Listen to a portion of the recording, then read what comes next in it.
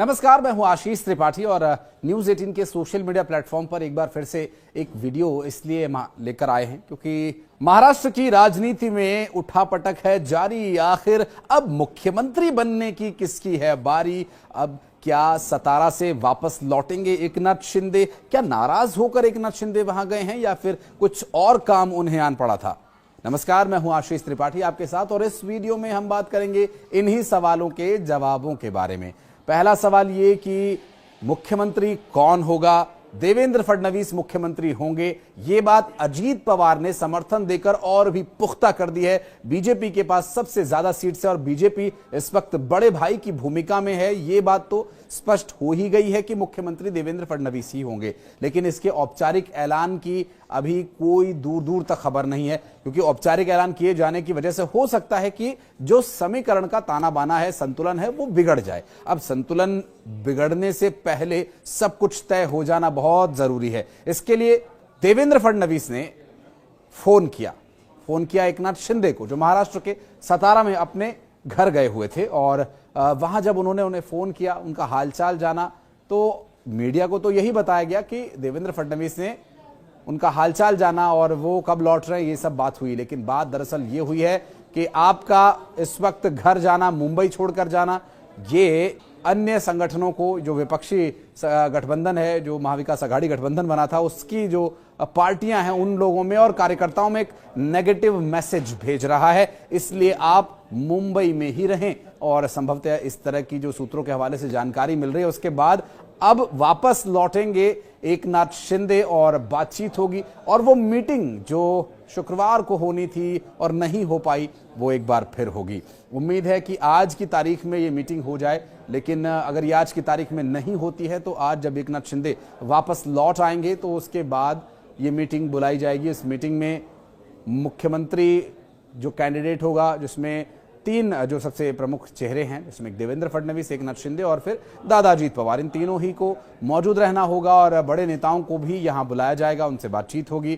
क्योंकि दो पार्टियां जो महायुति के घटक दल हैं, जिसमें अजीत दादा पवार और उनके साथ एकनाथ शिंदे, ये दोनों प्रमुख चेहरे हैं और यही इस पार्टी के चेहरे हैं और यही प्रमुख भी हैं। लेकिन भारतीय जनता पार्टी में देवेंद्र फडणवीस कैंडिडेट हो सकते हैं मुख्यमंत्री बनाए जाने के लिए, लेकिन बड़ा चेहरा उनके ऊपर भी महाराष्ट्र में भी मौजूद है और केंद्र में भी मौजूद है। और केंद्रीय नेता यहां पर भारतीय जनता पार्टी के वहां जाएंगे चर्चा करने के लिए।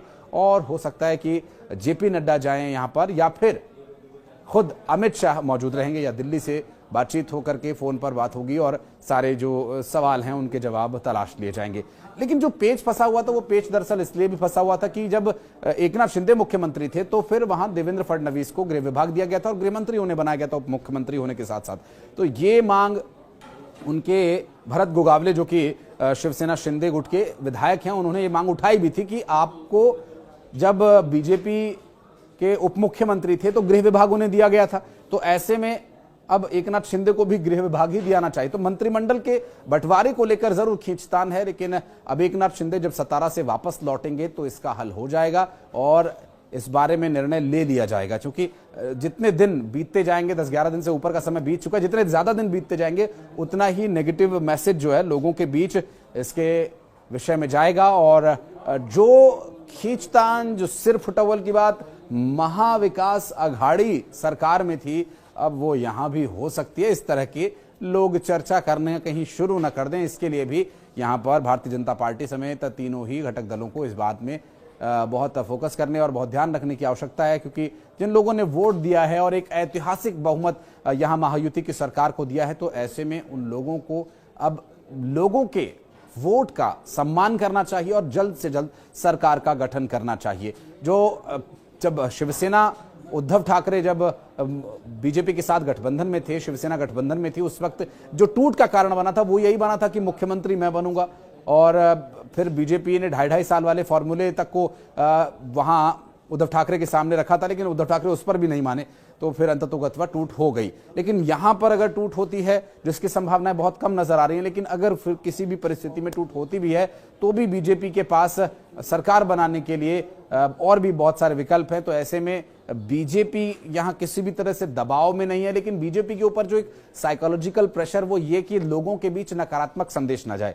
कोई नेगेटिव मैसेज जिससे कि ये लगे कि महायुति के जो घटक दल हैं उनके बीच भी सत्ता को, कुछ कुर्सी को लेकर संघर्ष है, ऐसा कोई मैसेज न जाए, उनका यही प्रयास होगा। बहरहाल महाराष्ट्र की राजनीति में अब आज का दिन इसलिए भी महत्वपूर्ण हो जाता है कि आज लगभग नाम तय हो जाने की संभावना नजर आ रही है। एकनाथ शिंदे सतारा से वापस लौट रहे हैं और देवेंद्र फडणवीस के फोन पर भी वापस लौट रहे हैं और उम्मीद की जा रही है कि सब कुछ ठीक होगा और बहुत जल्द मुख्यमंत्री के नाम का सर्वसम्मति से ऐलान करके और फिर शपथ ग्रहण होगा। उसके बारे में भी एक अलग डिटेल्ड वीडियो हम आपके लिए लेकर आने का प्रयास करेंगे। लेकिन अगर आप उसमें कुछ विशेष वीडियो चाहते हैं किसी स्पेसिफिक टॉपिक पर, तो भी आप हमें कमेंट सेक्शन में आकर बता सकते हैं। और इस वक्त महाराष्ट्र की राजनीति को लेकर या फिर इस वीडियो को लेकर अगर आप कुछ कहना चाहते हैं, कोई रिएक्शन देना चाहते हैं, तो आपका मोस्ट वेलकम रहेगा कमेंट सेक्शन में।